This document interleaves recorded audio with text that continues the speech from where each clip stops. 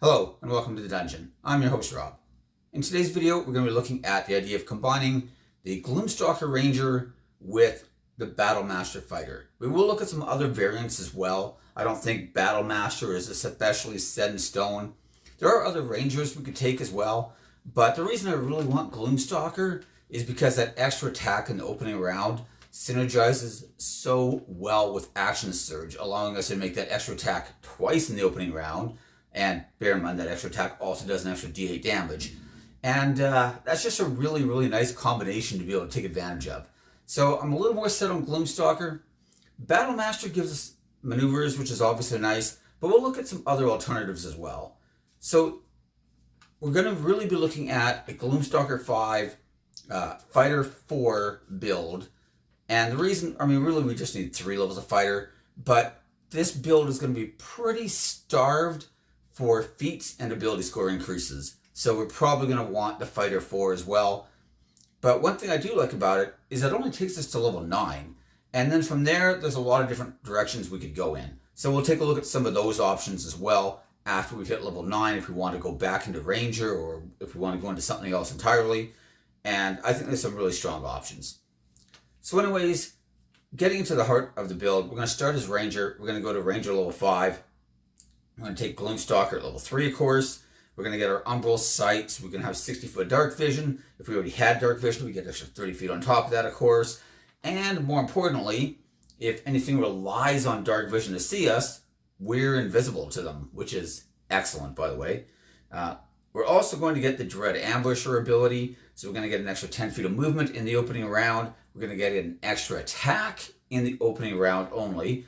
And that attack, as I just said, does an extra 1d8 damage on top of its regular damage.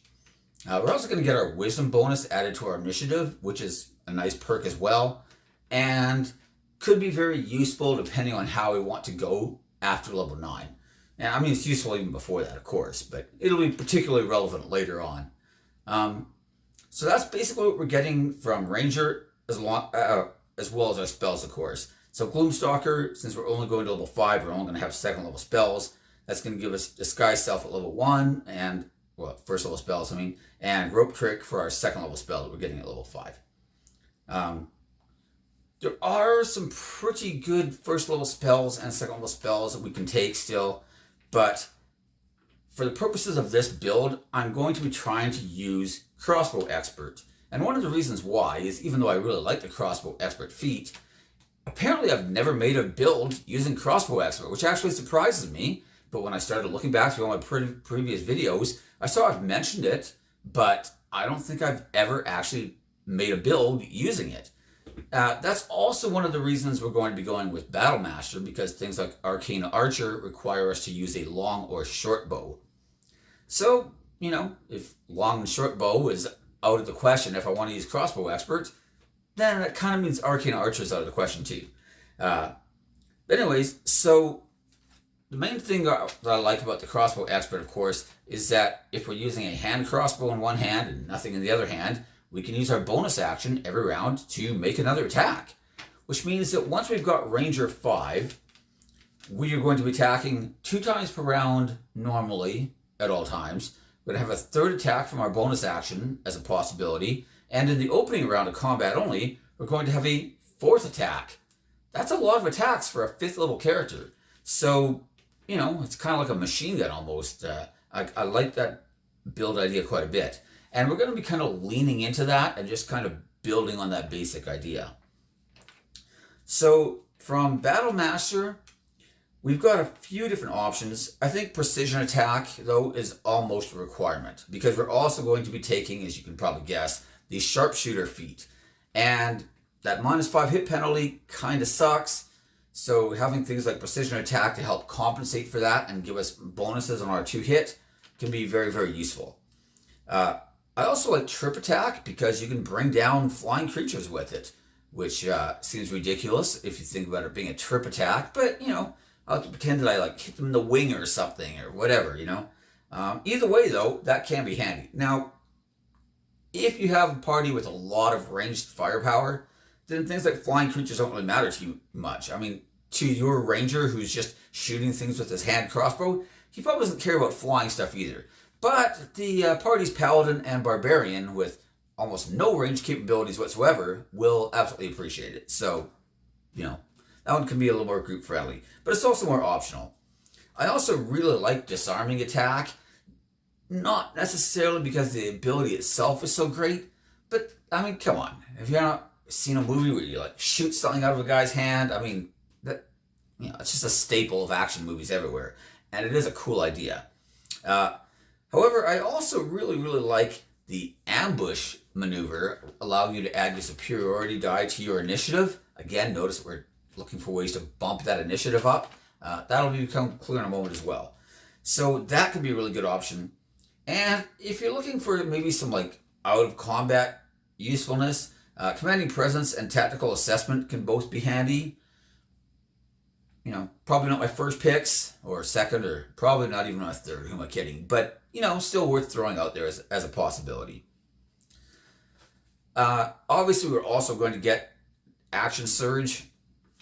Not much need to be said there, other than the fact that, as I've already mentioned, that extra attack in the opening round from Gloomstalker actually just gives you an extra attack as part of your attack action. And then when you use action surge and get the attack action again, you get that extra attack a second time as well, with the extra DA damage on top of that. So that is all pretty good stuff. As far as fighting styles, obviously, since I'm starting Ranger, I'm taking Archery at Ranger 2, right? We're going to be using an Archery build. We're going to be using Sharpshooter for a -5 hit penalty. I'm going to want every 2-hit bonus that I can get to help compensate for that. So Archery is pretty much non-negotiable. If we started Fighter, we'd take Archery from there. But we're starting Ranger in this case. Oh, by the way, we will also talk about Fighter variants, where you take more levels of Fighter and less Ranger. Because technically all we really need is 3 or 4 levels of Ranger for the Dread Ambusher ability. And if we went higher levels in Fighter, we could eventually get even a 3rd attack as our base attack, at Fighter 11.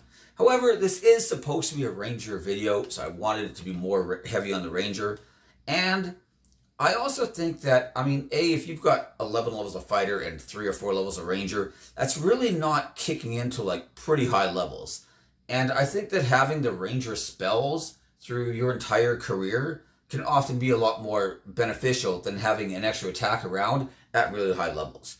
That said, though, I did mention this is a feat heavy and ability score hungry build.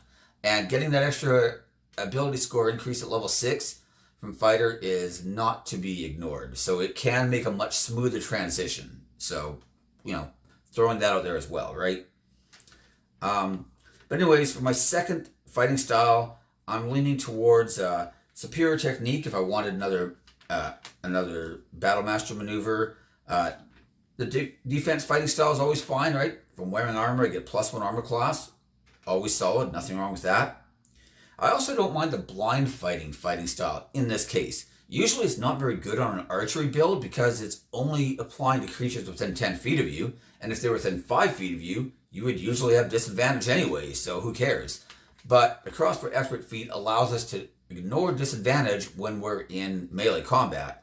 So blind fighting suddenly doesn't seem so bad. Also, you can do cool stuff with it, like, pick up girls at a local tavern by making blind shots, and stuff like that. So there's other uses for it too, just saying. True story, one of my players did actually try to do that. Anyways, so that's going to take us to level 9 and gives us the basic core of the build. Bear in mind that if you use Action Surge, which you probably will, you're taking Fighter, right? You could have rounds of combat by the time you're, technically 7, but let's say 8 or 9 once you've got your precision attack and everything else. You could be making your 2 regular attacks, plus your extra attack in the opening round, plus your bonus action attack from hand crossbow. And then when you Action Surge, you get those 2 regular attacks, plus that extra attack from Gloomstalker all over again, giving you 7 attacks in the opening round of combat if you Action Surge. That is ridiculous. We're talking about crazy levels of damage, especially if you have both the crossbow expert feat and Sharpshooter by now. That is horrific amounts of damage. And then, like I said, you got precision attack to help you, turn one of those misses into a hit maybe, or whatever, right? Whatever you need. So, pretty good there. But after you've got level 9,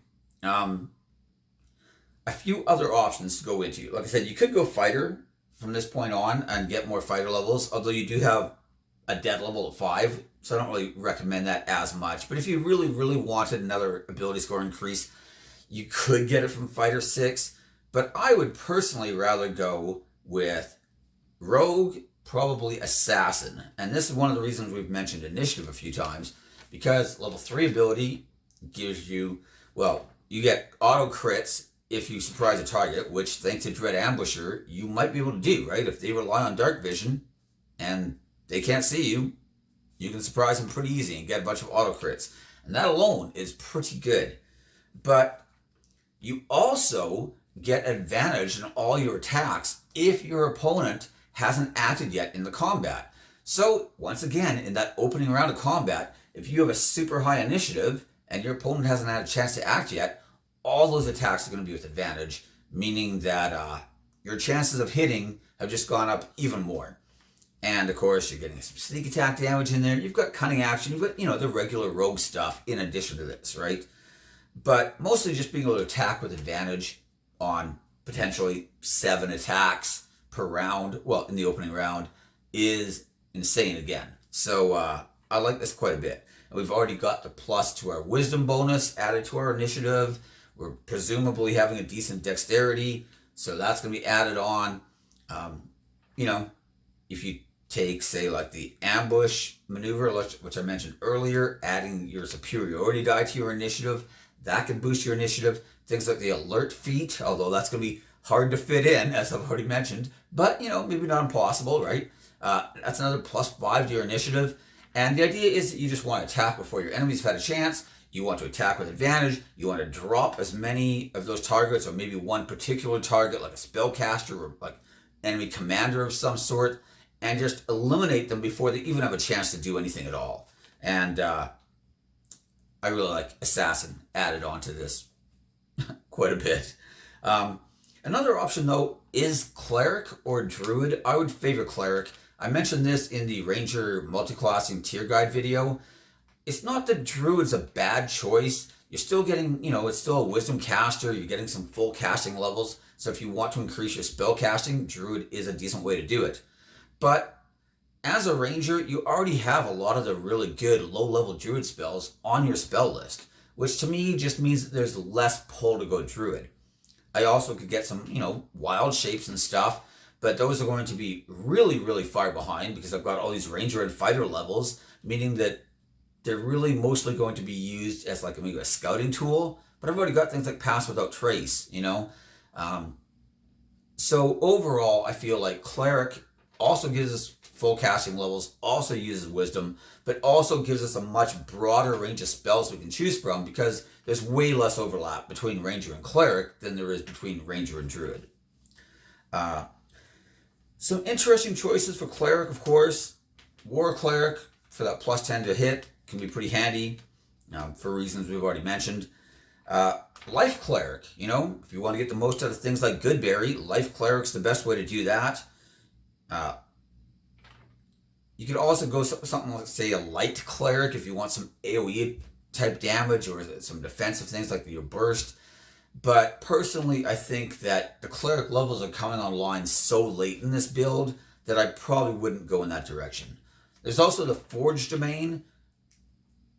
But again, I usually find that Forge is really nice at low levels, kind of like Artificer if I want to create magical items or turn regular mundane items magical. That's really, really good at low levels. By the time I'm getting to 10, 12, 13, hopefully I've already got some magic items for all my basic needs. But, if not, it's definitely worth considering as well. Overall, I like the Assassin quite a bit more than Cleric, but if you wanted to get more spellcasting, and let's face it, spellcasting becomes really, really powerful at higher levels, that is a decent way to do it. So, looking at your ranger spells, if I'm going with the crossbow expert, it means that a lot of the usual staples, things like, say, Hunter's Mark and Zephyr Strike, for example, are going to have a lot less use for me because those are using my bonus action, you know? And because I want to use my bonus action for an attack every round, I'm probably not using those abilities as much. But they're still worth mentioning because we will look at variants that don't use hand crossbows and crossbow expert. So, you know, if you're not using your bonus action every round to attack with, you know, those start looking a lot more viable. But you still have things like absorb elements is great. Good barrier, I've already mentioned. Cure wounds, of course. Even if you're like low level, the ability to like bring up and down ally is still pretty nice, you know. Fog Cloud, of course, great spell there for first level spell. Entangle. For second level, I like Pass Without Trace, I've already mentioned. But, you know, Lesser Restoration, Spike Growth, Silence, Summon Beast. You know, there's some nice options there as well, right? For if you need other things to concentrate on, you know, Summoning Beast can be pretty handy as well. Or even Pass Without Trace, like I said. As far as the feats go, I've already mentioned Crossbow Expert and Sharpshooter. Really, these are like the absolute core of the build, in my opinion, you know? I mentioned Alert as well. This one's a lot harder to fit in. If we think about a character, let's say we go, let's say we start as a variant human. If we're lucky enough to be able to use a point buy, we could have a 16 wisdom and a 16 dex right at level 1. And that would give us our +3 to initiative from dex, another +3 to our initiative from wisdom once we hit level 3 as a ranger. And, you know, leaves us in a pretty decent spot already, right? Level 4, if we're starting with the crossbow exit feat, which would probably be the one I'd start with out of those two, if I'm going variant human. Level 4, I'm going to grab Sharpshooter, and then I'm going to be going fighter, and at 4, I'm going to be taking a dex boost. So at this point, I will be level 9, but that means I'm only one level behind where a pure ranger would have been for ASIs at this stage. The problem here, though, is that if I now like multi-class again, let's say I go into rogue, I'm needing at least 4 levels of rogue or cleric, whichever one, before I can get another ability score increase. And that means we wouldn't be maxing our dexterity until like level 13. Again, we're still only one level behind where a pure ranger would have been, but because of the number of feats we're looking at already, fitting in things like alert could be rough. Now, we could choose to take alert ahead of one of those dex bonuses, or in fact, ahead of either. I kind of like the idea, though, of maybe we take the, you know, start with crossbow expert, grab sharpshooter at ranger 4, maybe grab a dex boost at fighter 4, and then if we choose to go rogue assassin, we could grab maybe alert at level 4, right? At which point, you know, now when we've got the boost, we're getting the advantage on the attacks. But you could do it at fighter. You could do it either way. But either way, my point is, though, that's a lot of feats to try to fit in and a lot of ability score increases. So it can be a little rough, which is why I mentioned, you know, the fighter variant where you take more fighter and you just have 3 or 4 levels of ranger, because that extra feat does help to smooth this kind of process out a bit, right? Other variants, instead of going with the Battle Master, Samurai makes a decent option if we want to use a long or short bow. And the reason I say this is because Fighting Spirit at level 3 requires our bonus action, but gives us advantage on all of those attacks that we make that round. And so, once again, we're sacrificing that bonus action attack to get advantage on all of the attacks in that opening round. Now, it is a pretty limited resource, so it's not like we're going to be able to do this all the time, which is one reason I kind of like Crossbow Expert better, to be honest. But it's definitely very strong. It's even stronger if we take it with, say, like an Elven Accuracy feat or something like that. If we're able to squeeze that in there. Remember, we are giving up on the Crossbow Expert feat, which means that, you know, it's now a little easier. We're basically just replacing Crossbow Expert with Elven Accuracy. But that still leaves us in the same initial boat, which is we have a lot of ability score increases and not a lot of room to fit them all in necessarily. But, you know, giving ourselves super advantage on all those attacks can be pretty good, right? I don't think it's as crucial to the build, though. We can get by without it, but, you know, it is strong and definitely worth mentioning. And it does come with a +1 to our, you know, presumably our dex, I guess. I like this variation better if I'm able to, like, you know, or if I'm not able to go variant human, or if I don't feel like playing a variant human, I want to play something else. Some sort of elf variant becomes very strong in that case, because we're already getting, you know, especially like wood elf, where we're getting +2 dex and the +1 to wisdom. But if you use attach as options and you can switch stats around and that kind of stuff, doesn't really matter much. So, definitely worth considering. The Piercer feat, again, it's a half feat, so we could take +1 dex from that. And I don't think the Piercer's super strong, but, getting a +1 dex with Piercer is better than getting a +2 dex without it, if it's going to both bring us to the same even score, right? So, it's not a bad feat, that's for sure.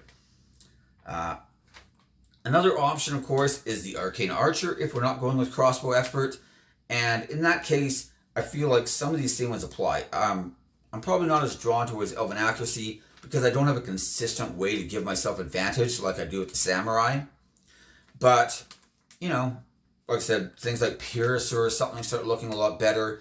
You could, for example, go with Custom Lineage and start with a feat and take Piercer to have an 18 dex with Piercer right at level 1. And then, at Ranger 4, we could grab Sharpshooter then, right? Also a very strong option. And of course, Arcane Archer gives us all of our arcane shots. Some of those are quite strong, especially like Grasping Arrow, of course. But, there's a bunch of good options there. Things like Curving Shot even start looking a lot better if we have multiple targets and we weren't using that bonus action to attack with because we don't have Crossbow Expert, right? So, spinning it into something else can be nice. Another option is just to go back into Ranger and level up Ranger more.